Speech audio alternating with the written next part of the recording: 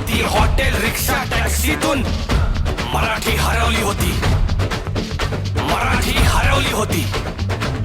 मराठी भाषेला अभिजात भाषेचा दर्जा मिळावा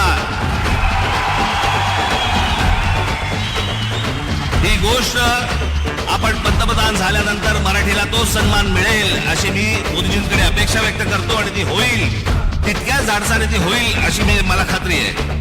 साहेबांनी प्रयत्नांची शिकस्त केली आणि मराठी भाषा अभिजात झाली.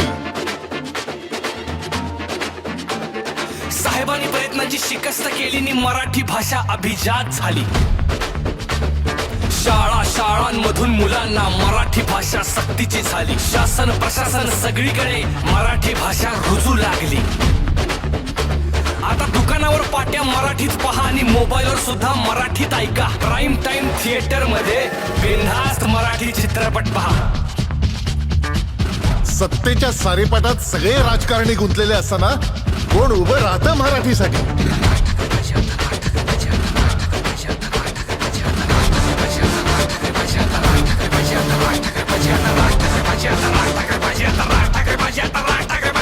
एकच माणूस उभा तो हाय, सांगतोय खरं आणि खोटे काय.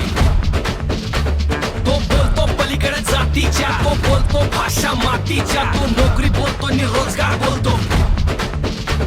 तो बोलतो आपल्या मनातलं, काढतो खोटं आपल्या कानातलं. त्याला पटलं नाही काय खोक्याचं, नाही पटलं मतांच्या मोक्याचं.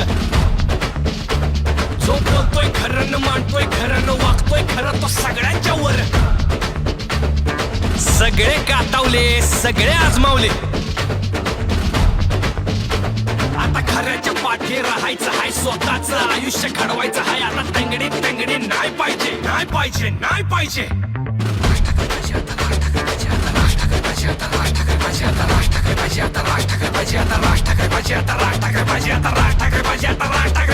सत्ता हातात देऊन पाहू, साहेबांच्या पाठी उभं राहून पाहू, प्रचाराला गावात गावात जाऊ.